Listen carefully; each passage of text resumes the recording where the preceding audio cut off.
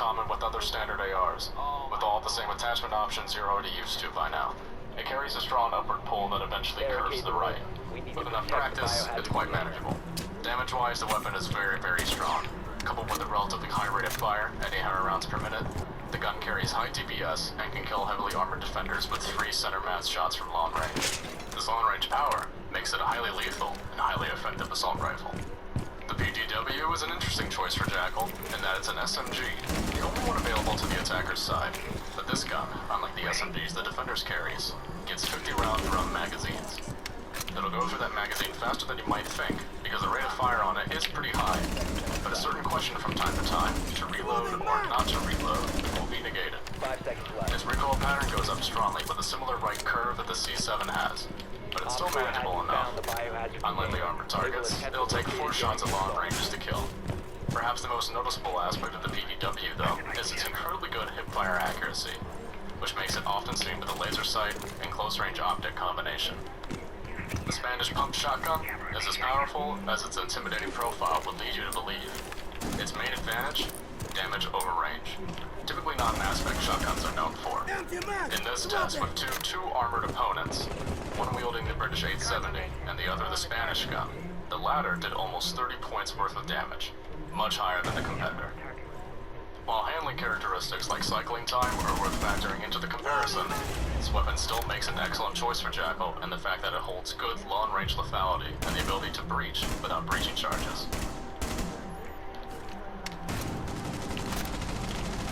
As for sidearms, the Spanish handgun has pretty good damage characteristics and a good enough magazine size to help it serve its role as a good finishing weapon very well. And more importantly, it comes in some sexy finishes. What about the sidearm shotgun? This is where loadout combinations get pretty interesting. Its damage, for a shotgun anyway, quite frankly, isn't very good. You'll have to rely on good aim to get all your pellets on target to make the thing useful. But it's a sidearm, and you shouldn't be duking it out with this thing on the regular anyway. But it is a shotgun, and you can do shotgun things with it. In particular, it's very good at breaching hatches. It doesn't have the same kind of breaching power as conventional shotguns or buck skeleton cube, but it can serve its purpose in a pinch. It's an out-of-the-box piece of equipment, and you can use it to your liking if you wish. If I'm not running the primary pump shotgun, I'm usually running this.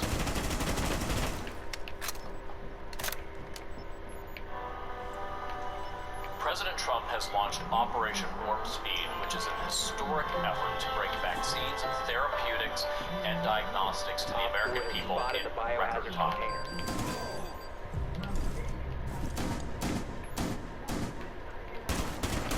Jackal's most versatile loadout, and arguably most meta, is the C7E with an ACOG scope, foregrip, and barrel attachment of your choice.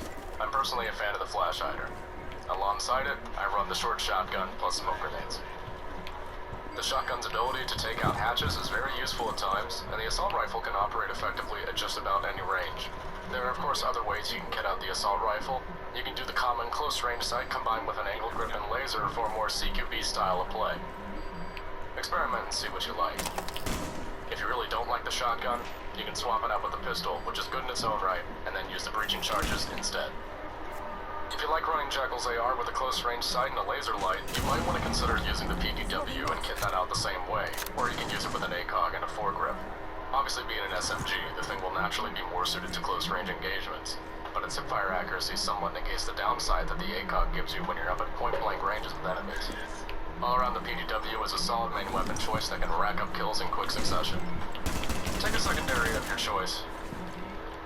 Alternatively, running the primary shotgun gives you even better breach capability than you would have with the secondary, so you don't need to worry about not running breaching charges here. It's a pretty powerful shotgun in its own right, and if you play Jack a little bit more like Sledge, you can wallbang people and get tracked down without much of a hassle. So no sense in running breach charges. Successful.